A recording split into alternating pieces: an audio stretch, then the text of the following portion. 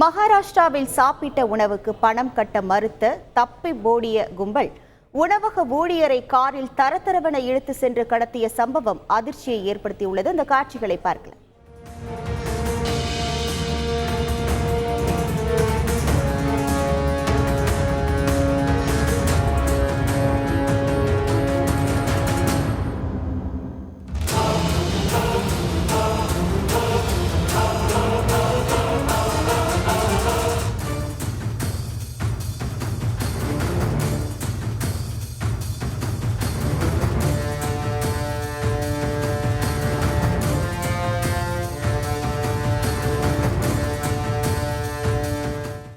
இது குறித்தான முழு விவரங்களோடு இணைகிறார் நமது செய்தியாளர் ராஜா. வணக்கம் ராஜா. இந்த சம்பவமானது எப்போது நடைபெற்றது?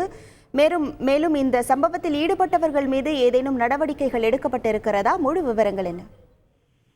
வணக்கம். மகாராஷ்டிரா மாநிலம் பீடு என்ற இடத்தில் உள்ள ஒரு நெடுஞ்சாலையில் சனிக்கிழமை மத்தியான வேளையில் ஹோட்டலில் உணவு சாப்பிடுவதற்கு காரில் ஒரு 3 நபர்கள் சென்றிருக்கிறார்கள்.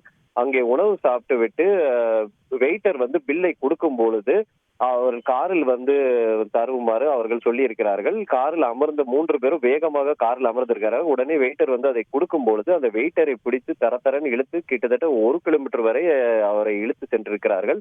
பிறகு ஒரு நாள் முழுவதும் அவரை ஒரு மர்மமான இடத்தில் வைத்து கண்ணை மூடி வைத்து அவரை அடித்திருக்கிறார்கள்.